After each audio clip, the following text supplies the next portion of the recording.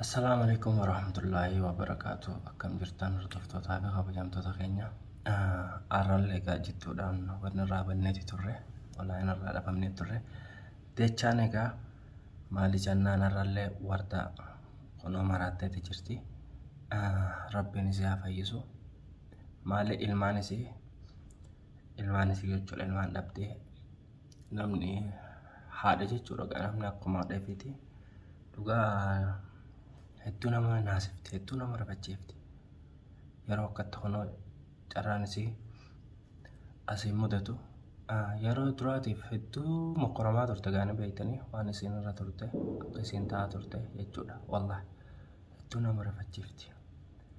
Rabbiin moqoreen kun hundi khayrumaaf yoonni firrooyya rabbiin isii haa fayyisu rabbiin isii haa jajjabeessu ilmaan isiidha. agarsiisani ilmaan isii yookaan deebisaa biratti jechuudha. Sani wallahi ya rabbi fayyisi ya rabbi karaa deebiif mee du'aa eeguunaaf Allah du'aa uma godhuuf irrooyya akkama taa'iyyaa ta'e du'aa wanni du'aa caalan jirtu du'aa godhaafi du'aa haa goonuufi faami ates laali ilmoota netti lafaatee guddifatte wajjin guddiftanii as keessanii ilmaan isii dhorkitee akkana godhuu daran isii garte akka jechuun haadhuma ta'e irra dhaabi ilaali namni haatii ilmoodhaa ilmoo isii qabuu hin dandeessu karaa deebii fi rabbiin isaa fayyisuu fi rabbiin isillee fayyisu sammuu isiitis bakka addaa deebisu du'aa eeguudhaafi wallahi du'aa eeguunaaf irra wayya du'aa eeguu godhanii fi wallahi akkasii jechuudha. Wallahi hedduu garaana nyaatte yeroo akkatti kunoo bakka silaa ilmoodhaa dhaqaatu dhaqaattee akkatti teessi.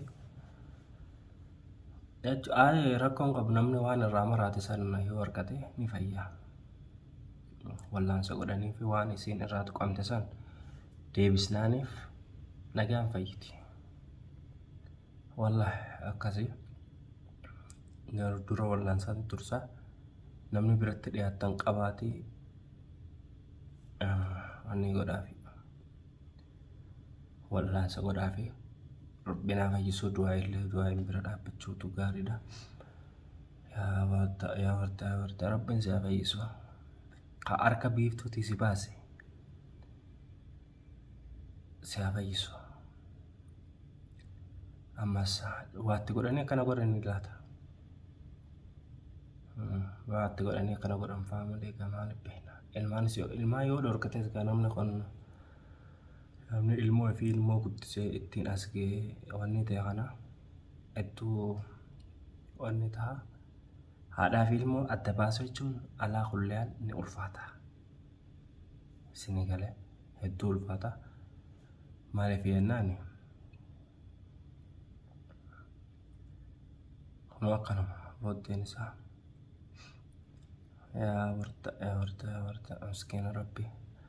والله ربين سي هفيسو إن شاء الله دعاء قدا في ربين إسي هفيسو ربين غرتي خراها ديبو في وان إسي جلت التيمة غانا اللي ربين جلاها دابو والله ربين إسي را فيسو ilmoo dhammesin wanni isin irratti akkana taate ilmoo jechuudha. Ilmoo namni ilmoo fi hokkisee adda jiruun adda baheetu namatti jabaatti bakka silaa ilmaan sanii ammaan tana dhaqaa fuutee duwita haatte kunoo amma joonoti deemtutti dhayite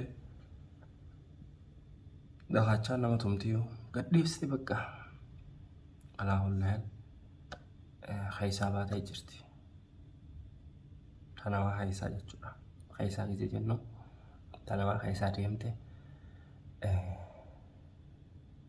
faami bilees rabbiin gartee ate siyaa qajeelchu du'aa mogoona waan biraa waan jennu qabnu wallahi akkumaan wanni banadheen kun arge of yaa rabbi hedduu garaa nama nyaatti wallahi sanii rabbiin siifaa tolchu hundaafuu du'aa godhaa fi du'aa yaa goonuu fi ijoollee wallahi hanga viidiyoo biraatii walitti deebinutti nagaan naa jiraadha wallahi viidiyoo tana hedduu garaa na nyaate